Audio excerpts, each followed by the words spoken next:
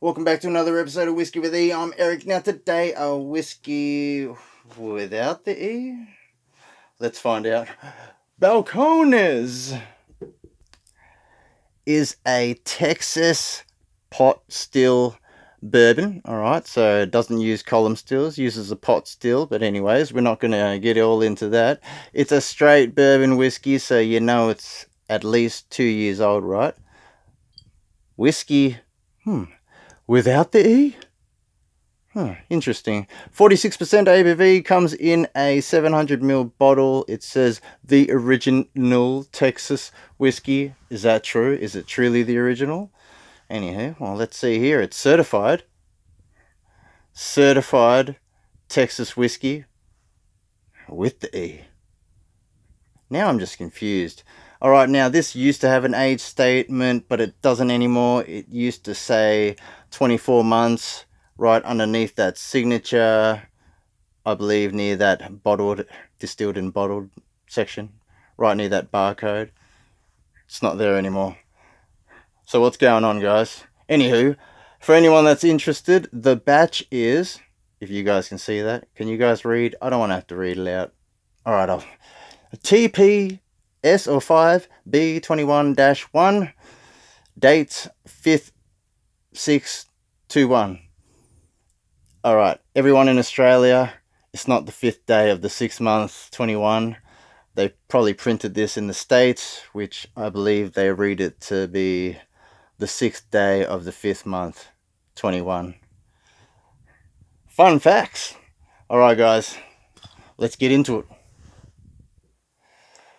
Welcome back, all you beautiful souls, all you drinking responsibly. Everyone drinking responsibly. Like I said, this is not in any means to promote the consumption of alcohol or to get intoxicated. This is purely me sharing my thoughts and opinions on this certain bottle. Honest, I paid for this, so you're going to get my true thoughts, guys. So, that out of the way. We're here to try this responsibly. This is for education. Alright? This is going to run down everything. Alright. Let's get right into it. So I'm going to have a little read at the back for you. Texas pot still bourbon. Big flavors have always been the cornerstone of our prized Texas whiskeys, and Texas pot still straight bourbon is no exception. Made grain to glass using traditional pot distillation ensures a rich and viscous spirit. We'll see. And stands up to aging in new charred oak without losing its essence. Each dram is full of character and body, married with an aromatic entry and soft finish for an approachable yet memorable bourbon experience. We'll see. Alright guys, so aged in new charred oak, yes, that is the protocol, but it could be any oak. It just has to be new, not hasn't been used. Alright, so they might use some French oak in this. Who knows? Alright guys, so Jared Heimstead, head distiller. Did I pronounce that right? My apologies if I didn't. Let me know in the comments. Alright, so you know what? Let's get into it. So pretty much, pause for the cork pop. Balcones, founded by Chip Tate back in 2008. They did not start distilling till 2009.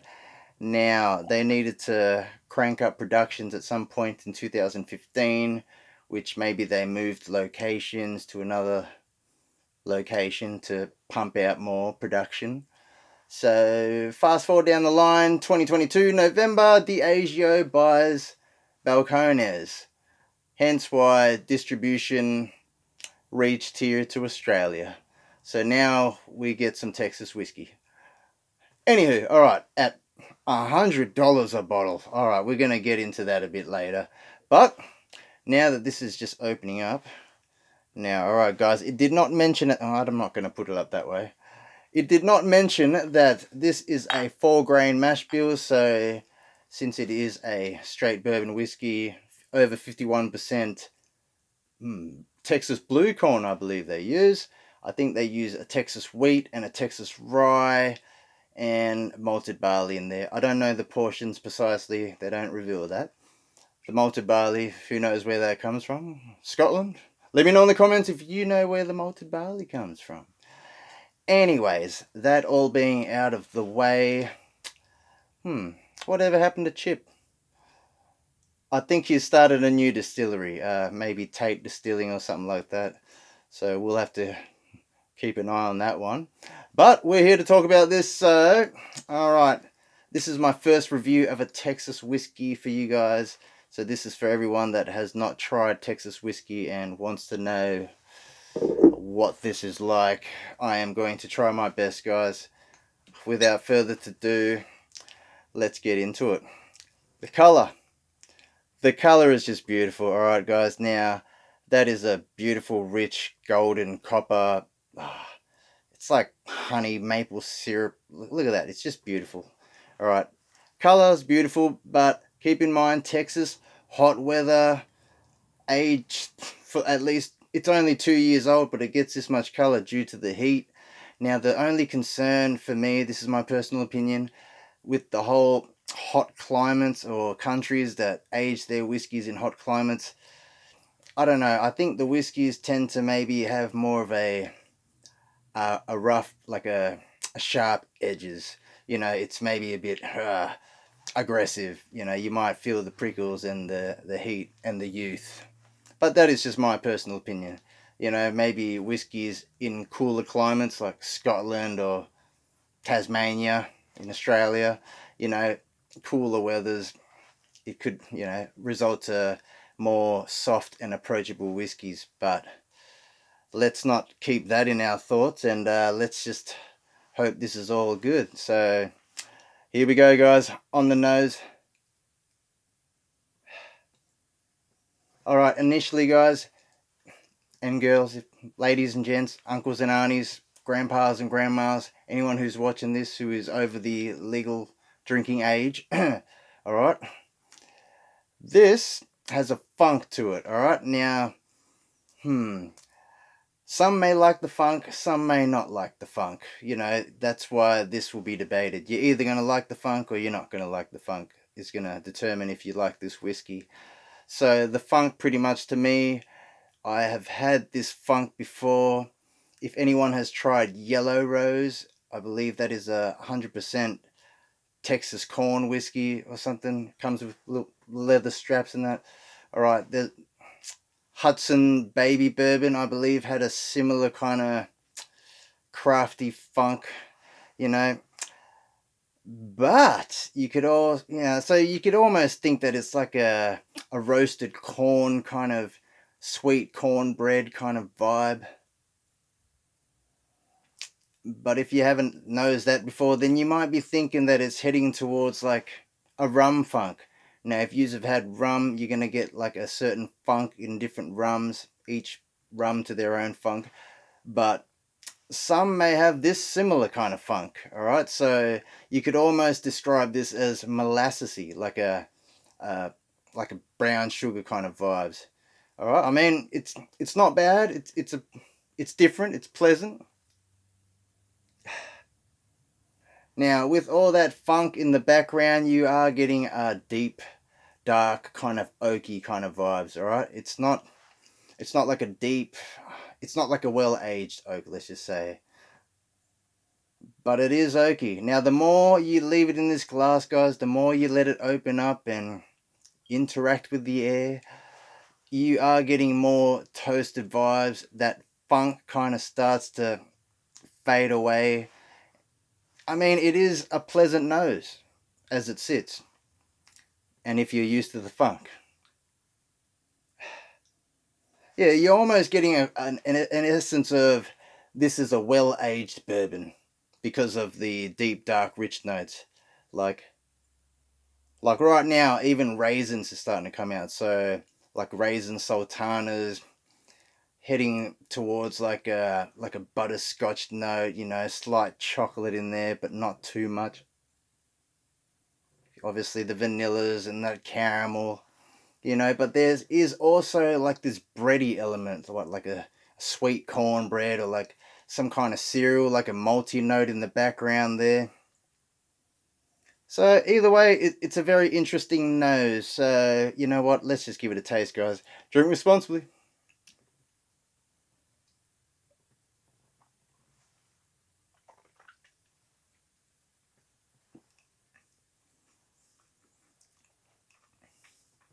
Okay. All right. Even when you try to splush it around a bit, hmm, it's kind of still going a little. Interesting. All right. Even when you try to splush it around a bit before you swallow, which kind of helps with taming down the bite or the burn, there was still a little bit of a prickle bite burn.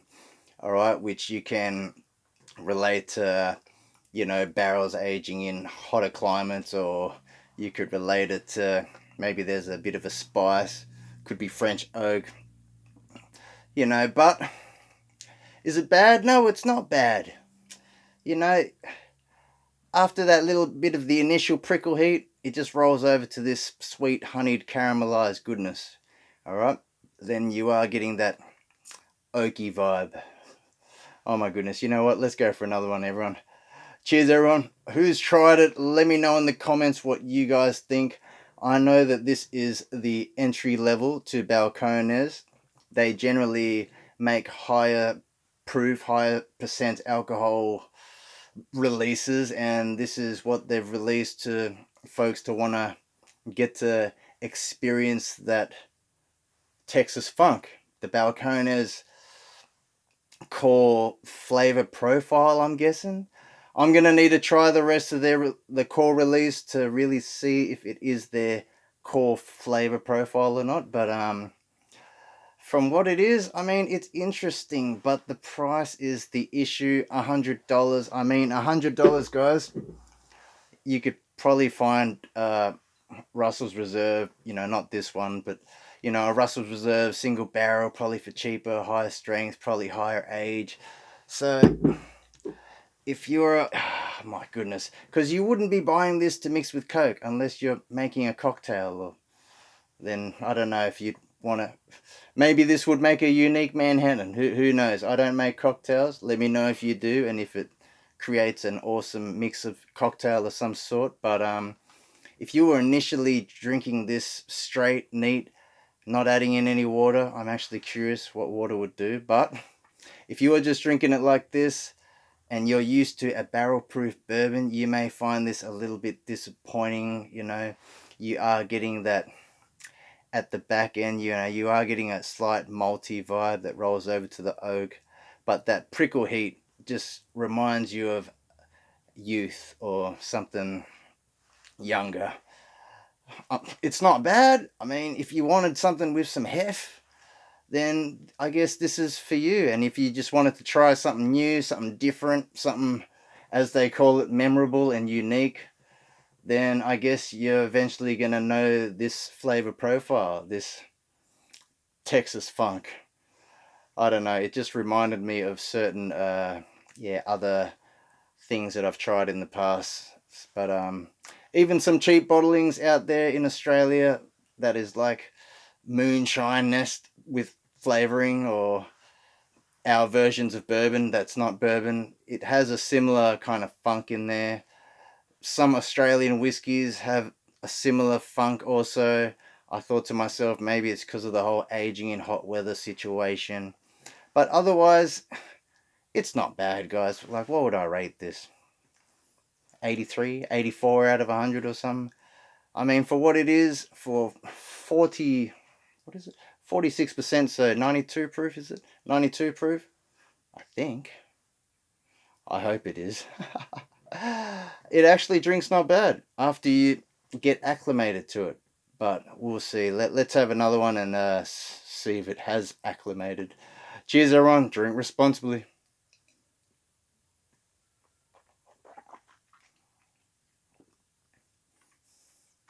Hmm. Yep, acclimated. Not sharp anymore. Rolls over sweet. You're getting like a slight orange marmalade note. Probably like a, slight orange chocolate. Hmm. Maybe that's like the chocolate and mocha side of things. coming in on the palate, but not the nose. But otherwise, it's not bad. It's just here in Australia, $100, guys. It's a little bit.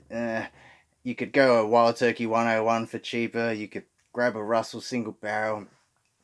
You know, this is why I find it hard to even buy Australian whiskies, because of the whole low age statement. I mean, they're worst 500ml bottles. At least Texas is 700ml they're sending to us. So good on them for that. I am definitely going to try their other core releases because I am curious, because I am a proof hound. I would like to see if it wasn't proofed down and watered down to 46%, how much more flavors there could be. But otherwise, this is not bad. You could sip this. I'm sure you could stick an ice cube in it. You could probably mix it with Coke, but if you're paying $100 for it, I don't know, unless it creates some crazy Texas mixed with cola funky awesomeness, becomes the new Jack Daniels and Coke. Maybe I'm going to have to try that. But anyway, guys, like, comment, subscribe. Let me know if you have tried Balcones Texas pot still bourbon. Alrighties. Whiskey without the E, but it says whiskey with the E at the back. I'm confused. Otherwise, it's not bad, guys. That unchill filtered thing really does help. You are getting this oily element that is left in your mouth. I was about to say something real rude then, but I thought I'd better not. But cheers, everyone.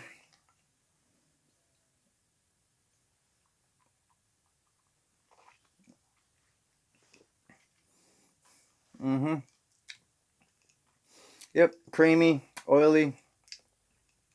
That sharp bite starts to go. The more you have as the evening progresses, obviously drink responsible, guys. Oh yeah, warning up front. If you're used to drinking high proof bourbon and then you think you can handle this, trust me, you are going to get more intoxicated drinking this because of the youthfulness. It's going to make you more intoxicated somehow, who knows. But otherwise, it's an easy drinking. It's easy drinking. It's going down pretty smooth right now. If you can get past that funk and you enjoy a different kind of flavor, then maybe give Texas whiskey a try. Hey, at least they're 700ml, alright? Still pretty craft, even though they've jacked up production and they're owned by Diageo now. You know, like, if anyone wanted to experience it, it's still cheaper than Australian whiskies, technically.